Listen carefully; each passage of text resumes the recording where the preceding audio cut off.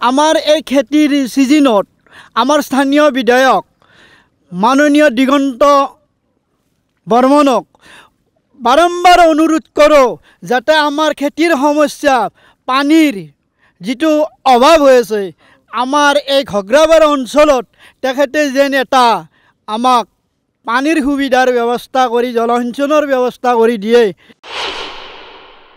পানীৰ অসুবিধা পাই আছে মানুহে। ইয়াতে মই এতিয়া বহুত কেইগৰাকী মই প্ৰায় দুগৰাকী তিনিগৰাকী খেতিয়ক লগ পাইছোঁ। সকলোৱে কিন্তু এটা কথা কৈছে যে পানীৰ সমস্যাটো মানে ইয়াত সঁচাকৈ আছে। পানীৰ সমস্যাই আমাৰ ইয়াতে বেছি। মানে কঠীয়া পাৰাৰ সময়ত পানী নাপাওঁ, ৰুবৰ সময়ত পানী নাপাওঁ, হাল মাৰি উঠিলে আকৌ মাটিটো শুকাই যায়, আকৌ নতুনকৈ মানে ট্ৰেক্টৰ মাৰিব লগা হৈ যায়। আমাৰ এই বিধায়ক বা এই কি কংগ্ৰেছৰ দিগন্ত বৰ্মন গতিকে এওঁতো যেনে জয় হৈ গ'ল তেনে আজিকালি অহাই নাই, দেখাই নাই মানুহ, বগাই নাই, কলাই নাই, ৰঙাই নাই, হালধিয়াই মানুহেই দেখা নাই আজিকালি। আমাৰ প্ৰব্লেম এতিয়া ইয়াত ধৰক এই গোটেইখন পথাৰত পানীৰ অসুবিধা মূলতঃ। বাৰিষাৰ প্ৰথম আৰম্ভণিতে পাগলদিয়া নদীৰ পানী ওলাই আহে, আহি ইয়াত যিখিনি খেতি বাতি থাকে সেইখিনি ধ্বংস কৰি থৈ যায়। আপুনি ঠিক আমাৰ ইয়াত পানীৰ সমস্যা একদম ডাঙৰ সমস্যা। তাৰমানে পানীৰ কাৰণে আমি ঠিকমতে খেতি কৰিব নোৱাৰোঁ, সময়মতে আমি মাটি ৰুব নোৱাৰোঁ বা কঠীয়া পাৰিব নোৱাৰোঁ পাৱাৰ টিলাৰ অভাৱত। আজিকালি এটা কথা কয় নহয়, আমাৰ অসমীয়া ল'ৰাবোৰ নতুন প্ৰজন্মটো যে আছে খেতি পথাৰ এৰিছে। অকামিলা হৈছে। মোৰ এতিয়া 67 বছৰ। মই ৰাতিপুৱা 5 বজাতে উঠোঁ, 5 বজাত পথাৰো আহোঁ, কোদাল মাৰোঁ। নমস্কাৰ, নৰ্থ ইষ্ট নাওৰ জনপ্ৰিয় অনুষ্ঠান বাটে ঘাটেলৈ আপোনালোকক স্বাগতম জনাইছোঁ। আজিৰ বাটে ঘাটে কিছু ব্যতিক্ৰম। আজিৰ বাটে ঘাটে এইকাৰণে ব্যতিক্ৰম কিয়নো আজি আমি গুৱাহাটী মহানগৰীৰ মাজমজিয়াত নহয়, আমি নলবাৰী জিলাৰ বাটে ঘাটে লগ পাবলৈ আহিলোঁ কৃষক ৰাইজসকলক। আমি বৰ্তমান উপস্থিত আছোঁ নলবাৰীৰ ঘাগ্ৰাপাৰত আৰু আমি নলবাৰীৰ ঘাগ্ৰাপাৰৰ কৃষকসকলৰ পৰা জানিবলৈ চেষ্টা কৰিম তেওঁলোকে কেনেধৰণে কৃষিকৰ্মত নিয়োজিত হৈ আছে, তেওঁলোকে সকলোখিনি সুবিধা পাইছেনে, তেওঁলোকৰ সমস্যাসমূহৰ বিষয়ে আমি জানিবলৈ আজি পথাৰত নামিম তেওঁলোকৰ সৈতে। আপোনালোকে এই অনুষ্ঠানটো আজি এইকাৰণে ভালদৰে চাওক, মন দি চাওক, কিয়নো আমি য'ত উপস্থিত আছোঁ, আমি উপস্থিত থকাৰ পৰা কিছু দূৰতে মাত্ৰ অসমৰ মুখ্যমন্ত্ৰী ডক্টৰ হিমন্ত বিশ্ব শৰ্মা ডাঙৰীয়াৰ তেওঁৰ গাঁও, তেওঁৰ ঘৰ।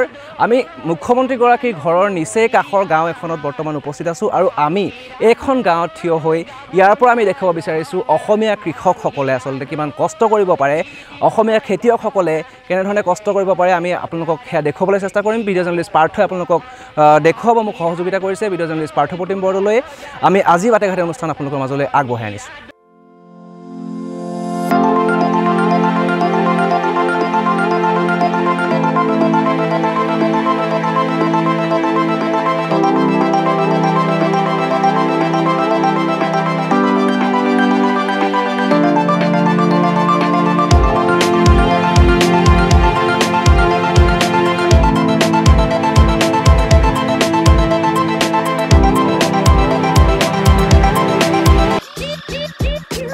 এয়া ঘাগ্ৰাপাৰ অঞ্চলত পথাৰত আমি এগৰাকী কৃষক, তেওঁ ইতিমধ্যে ভুই ৰুই আছে। আমি লগ পাইছোঁ। দাদা অকণমান মাত দিব।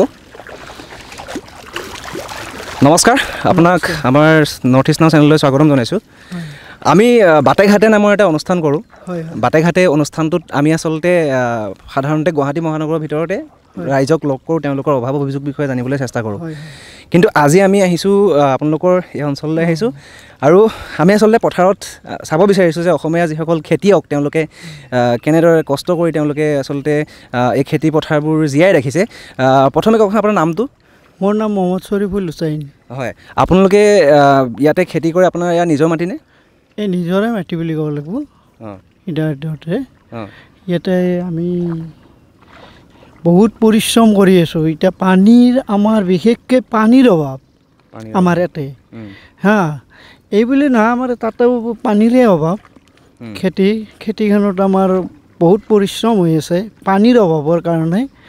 বাকী বৰ বিশেষ সেনেকুৱা অসুবিধা পোৱা নাই, একমাত্ৰ পানীৰে আমাৰ অভাৱ। পানীৰ অভাৱ আছে। হয়। এই আপোনালোকৰ যি ধৰি লওক খেতি পথাৰত আপোনালোকে কেনেধৰণৰ সাৰ ব্যৱহাৰ কৰে? আমি খেতি পথাৰত আপোনাৰ প্ৰথমতে আপোনাৰ ধৰক ইউৰিয়া সাৰ আপোনাৰ 10 কিলো, ছুপাৰ 15 কিলো আৰু তাৰে লগত আপোনাৰ পটাছ যিটো আছে টোটেল 25 কিলো পাৰ বিঘাই মাৰি দিওঁ প্ৰথম ৰোৱান অৱস্থাত। হা, তাৰে পিছত আপোনাৰ যেতিয়া এই টপ ড্ৰেছিং বুলি এটা 21 দিনৰ মূৰত আহে তেতিয়া আমি 15 কিলো ছুপাৰ ইউৰিয়া তিনিটা মিক্স কৰি 15 দিনৰ মূৰত সেই টপ ড্ৰেছিংটো কৰা যায় পাৰ বিঘাত। হা, তাৰপিছত লাষ্ট ফিনিচিং এটা আছে আপোনাৰ যেতিয়া ধান ওলাব তেতিয়া আমি 10 কিলো অকল ইউৰিয়া ড্ৰেছিঙৰ কাৰণে, সেইটো গাছটো সবল হৈ আহে আৰু আপোনাৰ সেইটো লম্বা হৈ আহে। এইখিনিয়ে আপোনাৰ। এতিয়া আপোনালোকৰ বছৰি কিমানমান ধান উৎপাদন কৰে আপোনালোকে? আমাৰ বছৰি বুলি কথা নাই, আপোনাৰ মাটি বিঘা চিষ্টেমত আমাৰ যায়। বিঘাত কেতিয়াবা ধৰক আপোনাৰ 16 মোন, কেতিয়াবা 18 মোন, কেতিয়াবা হয়তো আপোনাৰ পানীৰ অভাৱৰ কাৰণে 12 মোনো হ'ব পাৰে। পানীৰ অভাৱটোৰ কথা আমি পাতিম। হয় হয় হয়। মই আচলতে জানিব বিচাৰিছোঁ আপোনালোকে যিসমূহ ধান আপোনালোকে উৎপাদন কৰে সেয়া আপোনালোকে নিজে ব্যৱহাৰ কৰে নে বিক্ৰীও কৰে? আমি নিজেও ব্যৱহাৰ কৰোঁ, কৰি যিখিনি এক্সিছ ধান ৰৈ যায় আমি দি দিওঁ বেপাৰীক। এতিয়া আপোনালোকে যিহেতু ধানসমূহ যে আপোনালোকে বিক্ৰী কৰে কিমানমান টকাত আপোনালোকৰ পৰা নিয়ে? আমি আপোনাৰ যোৱা বছৰ বিক্ৰী কৰিলোঁ আপোনাৰ ধৰক 550 মানে মোন 40 কিলোত। হা, তাৰপিছত আপোনাৰ এইবাৰটো আপোনাৰ ধানৰ দাম বাঢ়িয়ে আছে, 800 কিমান টকা পাইছে আপোনাৰ এইবাৰ। যোৱা বছৰ আমি এইবাৰ ধান বিক্ৰী কৰা নাই, যোৱা বছৰ বিক্ৰী কৰিলোঁ 650কৈ। হা, এইবাৰ ধান এতিয়ালৈকে বিক্ৰী কৰা নাই আমি। আপোনালোকৰ যিটো আচলতে আপোনালোকে যিটো উপাৰ্জন কৰে আপুনি ভাবেনে আপোনালোকে যিমান কষ্ট কৰে সেই হিচাপে আপোনালোকে ইয়াৰ দামটো পায়? নহয়, আমি ভাবোঁ মানে সেই অনুভৱটো নকৰোঁ। আহে খেতিৰ ফালৰ পৰা আপোনাৰ সেই উৎপাদনটো আমাৰ আহে, এই খেতিৰ যিটো ধানৰ বিনিময়টো আমাৰ যিখিনি লেবাৰ বনোৱা খাটি থাকোঁ সেইখিনি আমি ধানৰ পৰা পাই যাওঁ বিক্ৰী কৰাৰ পিছত। কিন্তু মানে ধৰি লওক আপোনালোকে যিমানটো আচলতে এতিয়া বজাৰত যিহেতু অভাৱনীয় হাৰত মূল্য বৃদ্ধি হৈছে সকলো সামগ্ৰী আমি দেখিবলৈ পাইছোঁ, সেই হিচাপে আপোনালোকে আচলতে মই সেইটো জানিব বিচাৰিছোঁ যে আপোনালোকে আপোনালোকে ভাবেনে, আপুনি অনুভৱ কৰেনে যে আপোনালোকে উচিত মূল্যটো পাইছে? উচিত মূল্যটো সেনেকুৱাকৈ এতিয়া যি হাৰত আপোনাৰ বস্তু বাহিনীৰ দাম বাঢ়ি গৈছে সেই হিচাপে আমি উচিত মূল্যটো পোৱা নাই। মই সেইটো কথা জানিব বিচাৰিছোঁ। উচিত মূল্য পোৱা নাই সেই হিচাপে। এতিয়া ধৰক আপোনাৰ আমাৰ যিখিনি কৰ্মী লাগি আছে, এতিয়া ধৰক আপোনাৰ আমাৰ ডেইলি হাজিৰা আপোনাৰ ধৰক 500 টকা, মেক্সিমাম 4ৰ তলত নাই। হা, সেই হিচাপে আপোনাৰ এটা ছিষ্টেমত গুচি গ'লে সেই হিচাপে আমাৰ কিন্তু প্ৰডাকশ্যনটো কমি আছে। হা, তথাপিও আৰু জীয়াই ৰাখিব লাগিব, খেতি এখন কৰিব লগা হ'লে সেই কিছুমান কথা এৰা ধৰাৰ মাজত চলিব লাগিব। গতিকে সেনেকুৱাকৈ আমি চলি আছোঁ। আৰু পানীৰ যিটো সমস্যা আপোনালোকৰ, পানীৰ সমস্যাটোৰ বিষয়ে আপোনালোকে স্থানীয় বিধায়ক বা প্ৰতিনিধিক অৱগত কৰিছেনে? নাই, কোনোদিনে অৱগত কৰা নাই। কিন্তু আপোনালোকে যদি অৱগত নকৰে তেতিয়া তেওঁলোকে জানিব কেনেকৈ? হয়, আপোনালোকৰ এই নৰ্থ ইষ্টৰ যোগেদি আপোনালোকে কথাটো জনালে আমি বিৰাট সুখী হ'ম। স্থানীয় বিধায়কগৰাকী? হয়, আমাৰ স্থানীয় মুখে এবাৰ কৈ দিয়ক, স্থানীয় বিধায়কগৰাকীৰ প্ৰতি আপুনি এবাৰ কৈ দিয়ক আপোনাৰ সমস্যাখিনি কি, যাতে আপুনি যেনেধৰণে কয় হুবহু আমি তেনেধৰণে দেখাব পাৰোঁ। হয়, আমাৰ এই খেতিৰ ছিজনত আমাৰ স্থানীয় বিধায়ক মাননীয় দিগন্ত বৰ্মনক বাৰম্বাৰ অনুৰোধ কৰোঁ যাতে আমাৰ খেতিৰ সমস্যা, পানীৰ যিটো অভাৱ হৈ আছে আমাৰ এই ঘগ্ৰাবাৰ অঞ্চলত, তেখেতে যেন এটা আমাক পানীৰ সুবিধাৰ ব্যৱস্থা কৰি জলসিঞ্চনৰ ব্যৱস্থা কৰি দিয়ে। এই মোৰ আপোনালোকৰ নৰ্থ ইষ্টৰ চেনেলৰ যোগেদি মোৰ ক'ব লগা ইমানেই। এজন চহা কৃষকৰ জনপ্ৰতিনিধিলৈ নৰ্থ ইষ্ট নাওৰ যোগেদি আহ্বান যে জলসিঞ্চনৰ ব্যৱস্থা কৰি দিয়ক। জলসিঞ্চনৰ যদি ব্যৱস্থা কৰি দিয়ে তেওঁলোকৰ যথেষ্ট সমস্যাৰ সমাধান হ'ব। খেতিৰ বতৰ ভাল নহয়। ভাল নহয় নেকি? কিয় ভাল নহয়? পানীৰ অসুবিধা পাই আছে মানুহে। ইয়াতে মই এতিয়া বহুত কেইগৰাকী, মই প্ৰায় 2-3গৰাকী খেতিয়ক লগ পাইছোঁ, সকলোৱে কিন্তু এটা কথা কৈছে যে পানীৰ সমস্যাটো মানে ইয়াত সঁচাকৈ আছে। পানীৰ সমস্যাই আমাৰ ইয়াতে বেছি।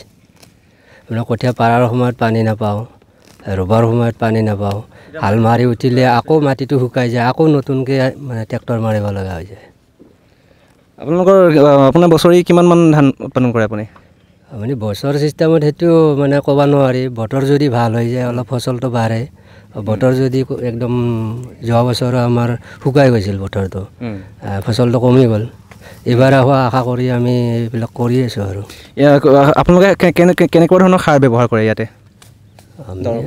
আমি দৰৱ পাতি এনে সাৰ বেছি ব্যৱহাৰ কৰিব নাই। আমাৰ ইউৰিয়াটো অলপ চলে আৰু আপোনাৰ ছুপাৰ, পটাছ।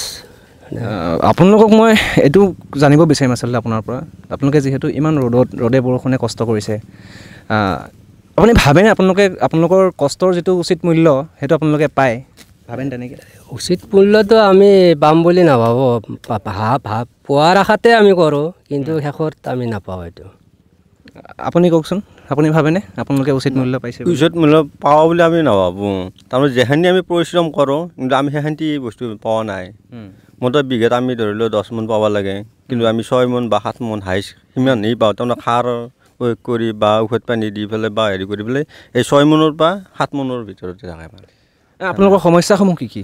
আমাৰ পানীৰ বেছি কৰি, তাৰমানে পানীৰ বাহিৰে আৰু পানী বা সাৰ চাৰ সেনেহেন চৰকাৰৰ ফালৰ পৰা অলপ দেই, আমি বা ভাগতেই নাপাওঁ। যোনে খেতি কৰা নাই তাহাঁতে হয়তো বা পায়, সেনেকুৱা আৰু। খেতি নকৰা মানুহে পায়, আপোনালোকে? খেতি নকৰা মানুহে বেছি কৰি পায়, কিন্তু খেতিয়কেই নাপায়। বাই কি 2000 কেজি টকা দিছে, কৃষকে আমি খেতি কৰি আছোঁ, কিন্তু আজিকালি আমি পোৱা নাই। যিগিলা তাৰমানে খেতি কৰা নাই, মাটি নাই, কিন্তু তাহাঁতে পাই আছে সেই বস্তু। আচ্ছা, মই এটা বেলেগ কথা সুধোঁ দেই। আপোনালোকৰ আমাৰ এতিয়া বৰ্তমানৰ যিগৰাকী মুখ্যমন্ত্ৰীগৰাকী মাননীয় মুখ্যমন্ত্ৰী ডক্টৰ হিমন্ত বিশ্ব শৰ্মা ডাঙৰীয়া, আপোনালোকৰ একদম নিচেই ওচৰৰে কাষৰ গাঁও বুলি ক'ব পাৰি। কেনেকুৱা লাগে মুখ্যমন্ত্ৰীগৰাকীক, যে আপোনালোকৰ ওচৰৰে মানুহ এজন আজি অসমৰ দৰে এখন ৰাজ্যৰ মুখ্যমন্ত্ৰী হৈ আছে? কেনেকুৱা অনুভৱ হয়? এনেইতো ভালে লাগে, কাষৰ যেতিয়া ভালে লাগে সেনেহেন। গতিকে ভাল লাগিলে কি হ'ব, গতিকে আমাৰ এইফালেতো আৰু সেনেহেন গতিকে আইভাতটো নাই বা চাৱাৰটো নাই সেনেহেন, বা যোন চাইডে বেছিকৈ আছে সেইটো চাইডেই যাব, বা আপাৰ আচামত সি যাব বেছি কৰি, বা আমাৰ এইফালে ল'ৰ আচামত সি সেনেকৈ নাহে নে, বা আমাৰ নলবাৰী জিলাত সেনেকৈ নাহে। নলবাৰীলৈ তেওঁ নাহে নেকি? আহে, কম আহে হয়তো, বা আমাৰ এই অঞ্চলত নাহে সেনেহেন। এই অঞ্চলত নাহে? নাহে। বা আমাৰ এই বিধায়ক বা এই কি কংগ্ৰেছৰ দিগন্ত বৰ্মান, গতিকে এওঁতো যেনেই জয় হৈ গ'ল, তেনেই আজিকালি কিন্তু অহাই নাই, দেখাই নাই মানুহ। বগাই নাই, কলাই নাই, ৰঙাই নাই, হালধিয়াই মানুহেই দেখা নাই আজিকালি। গতিকে এনেকৈ মানুহ হেৰি কৰিব, সেয়াই আৰু। আপোনালোকে কেতিয়াবা ৰাজহুৱাভাৱে আপোনালোকৰ যিহেতু যিখিনি সমস্যা, মূল সমস্যা যিহেতু পানীৰ সমস্যাটো, আপোনালোকে কেতিয়াবা ৰাজহুৱাভাৱে আপোনালোকে জনপ্ৰতিনিধিক এই বিষয়ে জনাইছেনে? জনোৱা নাই, জনাইলেও কাণবোৰ নালায় না। গতিকে জনালে আৰু কি হ'ব, এই নিজে আৰু এন কৰি থাকিব লাগিব এনে। হয়, কওকচোন, সোধক। আপোনালোকৰ আমি আচলতে আহিছোঁ আপোনালোকৰ মাজলৈ, আমি চাবলৈ আহিছোঁ আপোনালোকৰ কেনেধৰণে আপোনালোকে কাম কৰি আছে, কি আপোনালোকৰ অসুবিধা হৈছে, কি কষ্ট আছে, আপোনালোকৰ আচলতে কি প্ৰব্লেম আছে, অসুবিধা কি আছে? আমাৰ প্ৰব্লেম এতিয়া ইয়াত ধৰক এই গোটেইখন পথাৰত পানীৰ অসুবিধা মূলতঃ। বাৰিষাৰ প্ৰথম আৰম্ভণিতে পাগলদিয়া নদীৰ পানী ওলাই আহে, আহি ইয়াত যিখিনি খেতি বাতি থাকে সেইখিনি ধ্বংস কৰি থৈ যায়। আৰু তাৰপিছত কৃষকসকলে অ'ৰ পৰা কঠীয়া আনি ৰোৱাৰ চেষ্টা কৰে যদিও এই পানীৰ অভাৱত মাটিবিলাক খেতিবিলাক শুকাই যায়। পানীৰ কাৰণে যোৱাবেলি আমাৰ এইখন পথাৰত 4টা টিউবৱেল এই পাম্প ছেট দিয়াৰ কাৰণে এটা প্ৰস্তুতি চলাইছিল যদিও এতিয়ালৈকে আহি পোৱা নাই। মোৰ ইয়াতো এটা দিয়াৰ কথা আছিল, এইখিনিত এই মৰাই মাটি এইখিনিত দিয়াৰ কথা আছিল, কিন্তু নাহিলে, এতিয়ালৈকে পোৱা নাই। বিধায়কগৰাকীলৈ কিবা জনাব? বিধায়কটো আমাৰ বিৰোধী, কিন্তু বিৰোধী বিধায়ক হ'লেও আমি যিটো আমাৰ চৰকাৰৰ প্ৰতিনিধিৰ লগতো যোগাযোগ হৈছে আৰু বিৰোধী বিধায়কজনৰ লগতো যোগাযোগ আছে। গতিকে কৰিম বুলি কিন্তু কোনোবিলাক কাম কৰা নাই তেওঁলোকে। এইবাৰ বিশেষকৈ যিটো বিধানসভা ইলেকশ্যনৰ পিছত আমাৰ এই অঞ্চলটোত মানে কামবিলাক হোৱা নাই।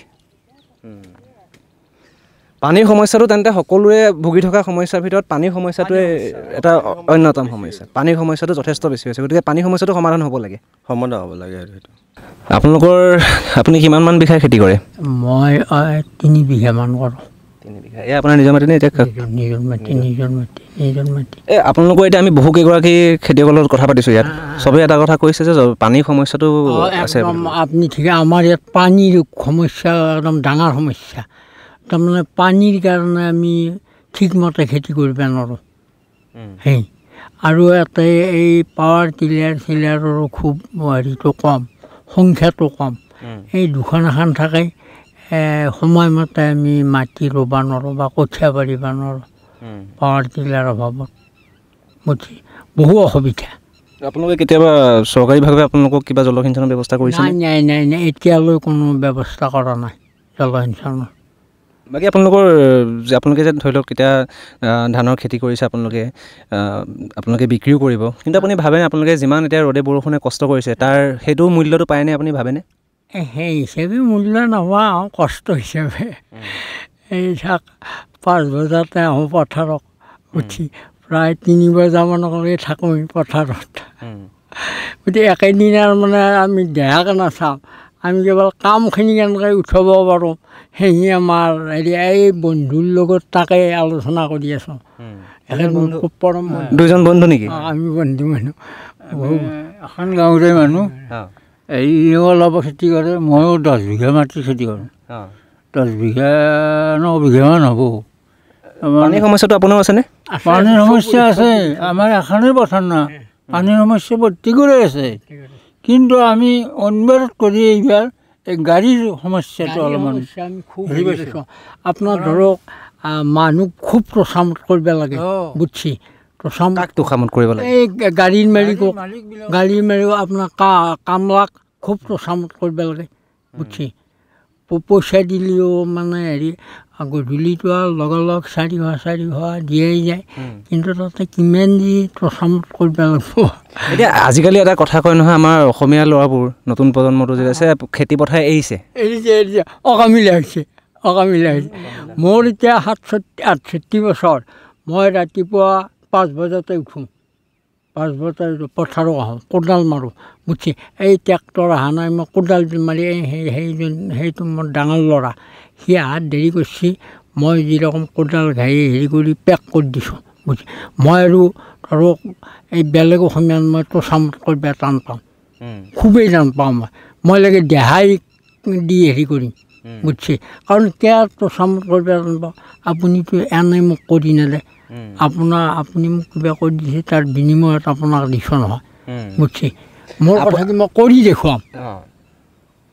আপুনি কি ভাবে আমাৰ যে নতুন প্ৰজন্মটো পথাৰৰ পৰা আঁতৰি গৈছে বুলি কয়, এইটো আচলতে আঁতৰি গৈছে মানে এইটো এটা নতুন সমস্যা আছে যে মানুহৰ এইবিলাক যি বানপানী হৈ গ'ল, আমাৰ এইটো ফ্লাড এৰিয়া, বানপানী হৈ গ'ল, মানুহক যিখিনি কৃষিৰ যোগাৰ লাগে সেই যোগাৰটো পোৱা নাই।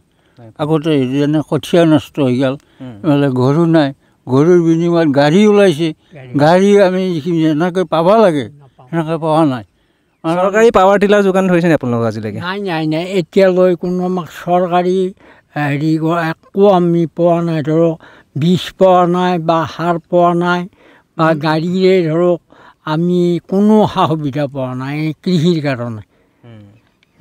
আমাৰ বৰ্তমানৰ যিগৰাকী মুখ্যমন্ত্ৰী মাননীয় হিমন্ত বিশ্ব শৰ্মা ডাঙৰীয়া, তেখেত আপোনালোকৰ কাষৰ গাঁৱৰে বুলি ক'ব পাৰি, কেনেকুৱা লাগে মুখ্যমন্ত্ৰীগৰাকী?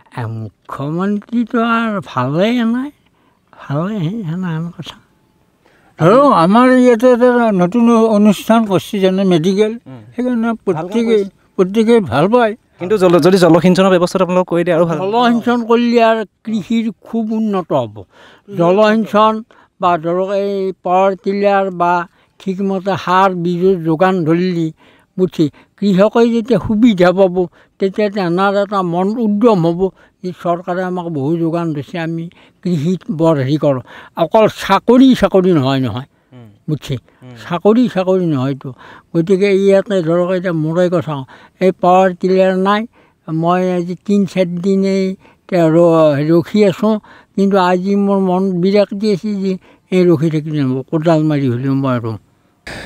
আজিৰ বাটে ঘাটে কিছু ব্যতিক্ৰম এইকাৰণে আছিল কিয়নো আজি আমি পথাৰলৈ আহি ইয়াত কাম কৰি থকা খেতিয়কসকলৰ সৈতে কথা পাতিবলৈ চেষ্টা কৰিলোঁ, আমি জানিবলৈ চেষ্টা কৰিলোঁ তেওঁলোকৰ সমস্যাসমূহ কি আৰু আমি ইমান সময়ে ইমানকেইগৰাকী খেতিয়কৰ লগত কথা পাতি এটা কথা অন্ততঃ বুজি পালোঁ যে এই অঞ্চলটোত প্ৰত্যেকগৰাকী কৃষকে এজন দুজন নহয় প্ৰত্যেকগৰাকী কৃষকে আচলতে তেওঁলোকৰ মূল সমস্যাটো হৈছে পানী আৰু যেতিয়ালৈকে পানীৰ যোগান ইয়াত ধৰা নহয় তেতিয়ালৈকে তেওঁলোকে এই সমস্যাৰ সৈতে সন্মুখীন হৈ থাকিব অসমৰ মাননীয় মুখ্যমন্ত্ৰী ডক্টৰ হিমন্ত বিশ্ব শৰ্মা ডাঙৰীয়াৰ তেওঁৰ পৈতৃক ঘৰ এই গাঁওখনৰ পৰা মাত্ৰ কিছু দূৰত গতিকে মুখ্যমন্ত্ৰীগৰাকীয়েও যেন এই বিষয়টোত তেওঁৰ যেন এটা তাৎক্ষণিকভাৱে এটা সিদ্ধান্ত লয় এক তাৎক্ষণিকভাৱে সিদ্ধান্ত লৈ ইয়ালৈ যেন তেওঁলোকে জলসিঞ্চনৰ ব্যৱস্থা কৰি দিয়ে তেতিয়া অন্তত এই ঘাগ্ৰাপাৰ অঞ্চলৰ যিসকল কৃষক ৰাইজ আছে সেই কৃষক ৰাইজসকল উপকৃত হ'ব আজি বাটে ঘাটে অনুষ্ঠান আমি নলবাৰী জিলাৰ ঘাগ্ৰাপাৰাৰ পৰা আপোনালোকক দেখুৱাবলৈ চেষ্টা কৰিলোঁ ভিডিঅ' জাৰ্নেলিষ্ট পাৰ্থপ্ৰতিম বৰদলৈৰ সহযোগত মই এই বাটে ঘাটে আপোনালোকৰ মাজলৈ লৈ আহিলোঁ অধিক খবৰৰ বাবে চাই থাকিব নৰ্থ ইষ্ট নাও ধন্যবাদ